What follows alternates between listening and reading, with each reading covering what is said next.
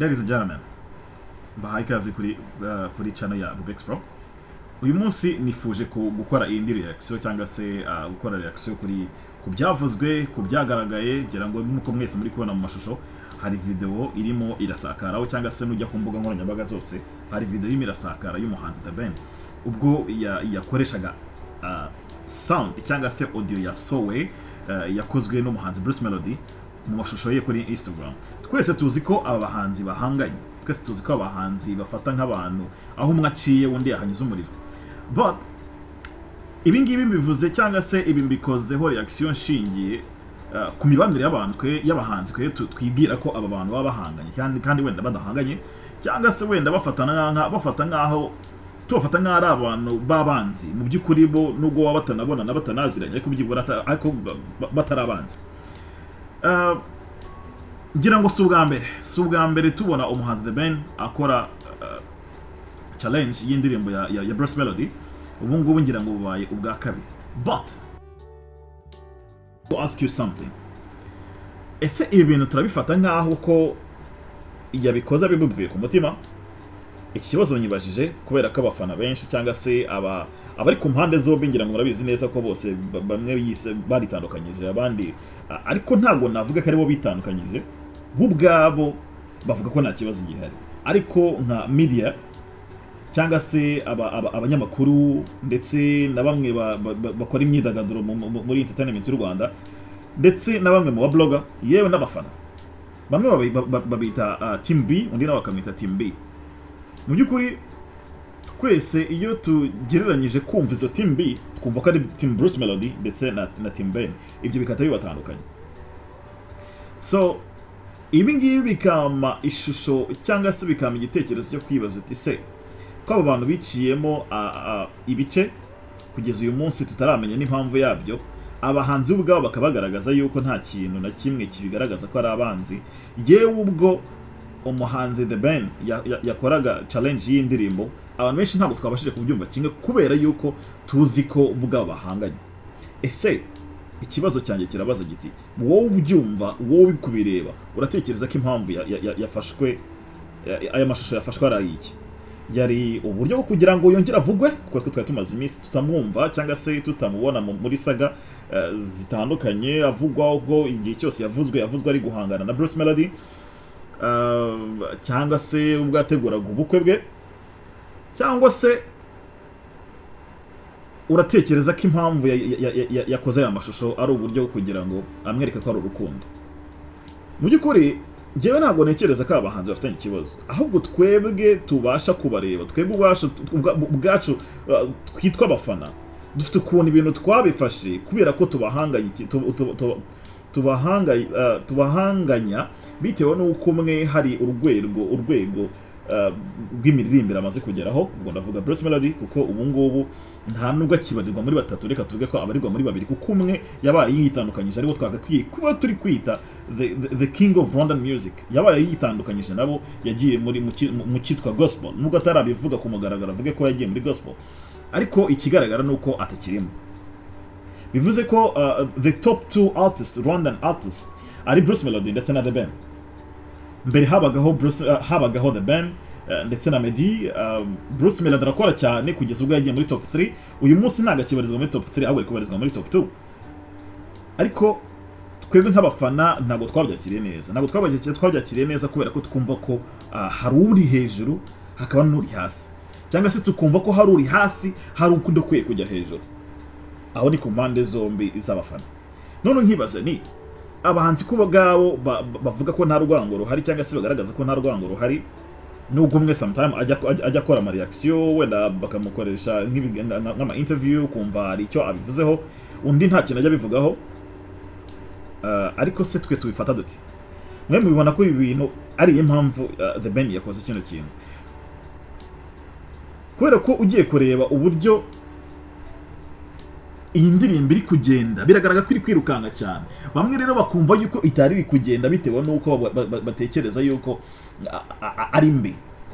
Niba ushaka kumva reaction nakoze kuri iyi ndirimbo wamanuka hasi ukareba kuri video yabanjirije iyi ngiye ndi gukora, urahita wumva reaction nakoze nayikoze ngamije kumvikanisha yuko tutagakwiye kugirira ishyari buri muntu wese ugerageza gutera intambwe mu buzima ari gukora ibintu byiza, kubera yuko iyo umuteye amabuye cyangwa se iyo utamushyigikiye ushobora kumuca intege n'ibyo naho yagakwiye kugeza impano ye, kugira ngo twirirwa tuvuga urabona ntago Rwandan music itera imbere, ntago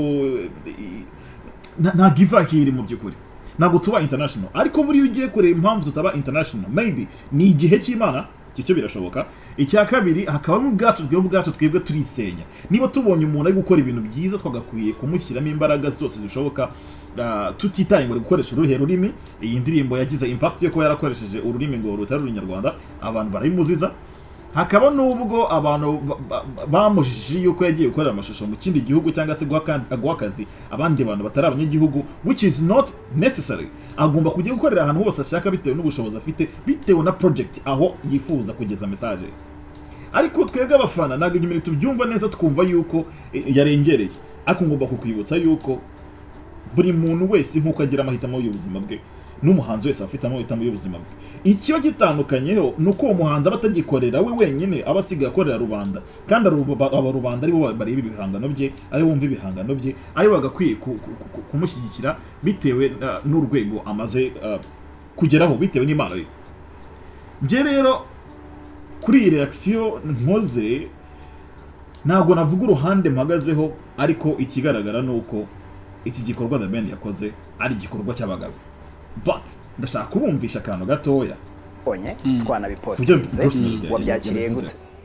Nabyakiriye neza kubera ko ntago The Ben yigeze avuga ko adakunda umuziki wanjye, kandi nyine umuziki se ugira barriere. Iyo kugeze mu mutima ukumva indirimbo yikunze, ukaba ufite social media wifunguriye, ushobora gukora ibyo ari byo byose. Ariko The Ben si umuntu usanzwe. The Ben ni umuhanzi mugenzi wanjye, yewe rimwe na rimwe abantu bajya bakuririzaho ibintu byinshi. Ubwo nizere ko abibazaga ibipfuye n'ababitekerezaga nabi babonye ibisubizo, nta muntu uvuze. Nuko alright.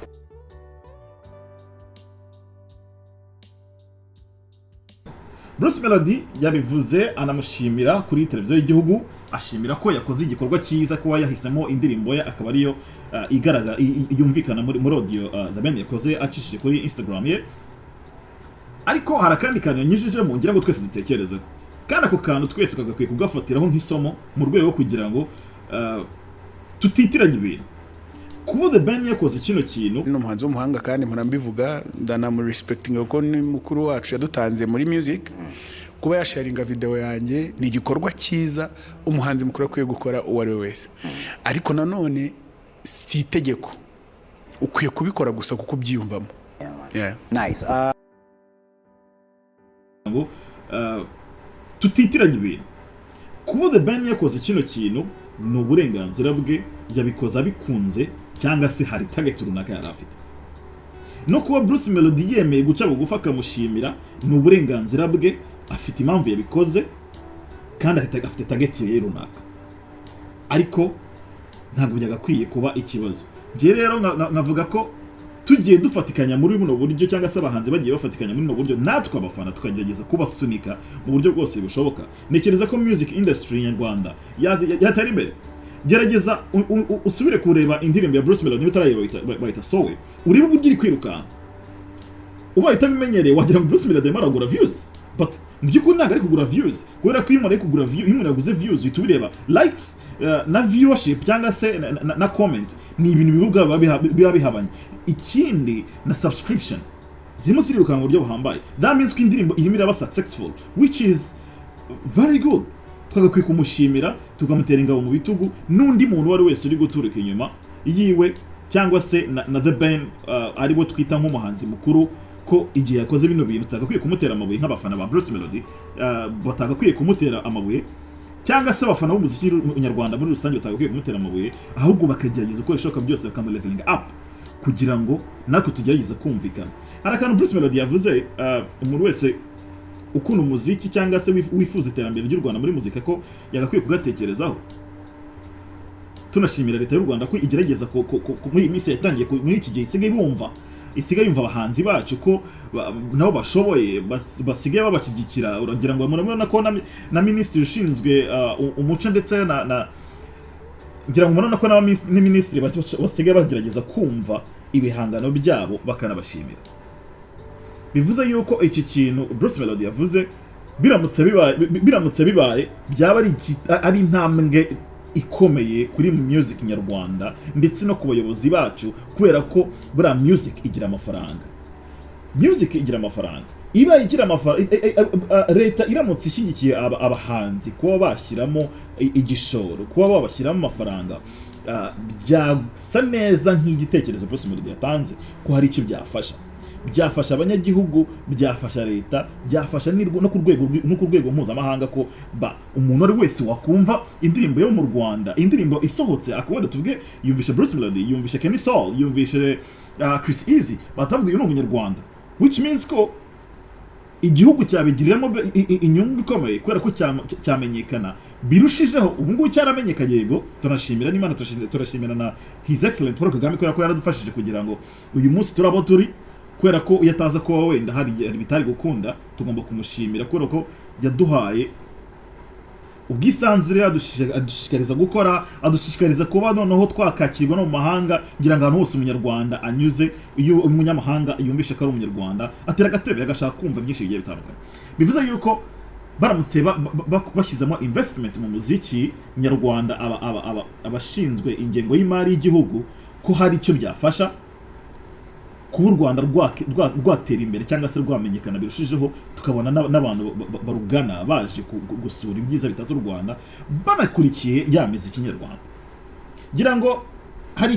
Ngira ngo twese turabizi ko Nigerian music iri ku rwego rwo hejuru. Bari muzi neza ko iyo umuntu yumvishije Nigeria ahita yumva abahanzi, ahita yumva Burna Boy, akumva Wizkid, akumva Davido, akumva n'abandi benshi bagiye batandukanye, kubera ko bagerageje bo gushyira hamwe, bagerageje kumva ko ibintu bigomba kugenda. Ni ukuvuga ko bagerageje kwishyira hamwe no gusapotinga impano, baninvestinga mu muziki. Uyu munsi akariyo mpamvu twese tubumva umuntu aravumbuka from nowhere agashyira igihangano hanze bitewe n'ukuntu media hariya influencers bafatikanyije bagakora ama challenge ndetse na leta bagashyiramo bagashyiramo imbaraga, ukabona umuntu abaye popular, isi yose iramumenye. Ngira ngo twese ukuntu twumvishe Rema, ukuntu twumvishe CK, ukuntu twumvishe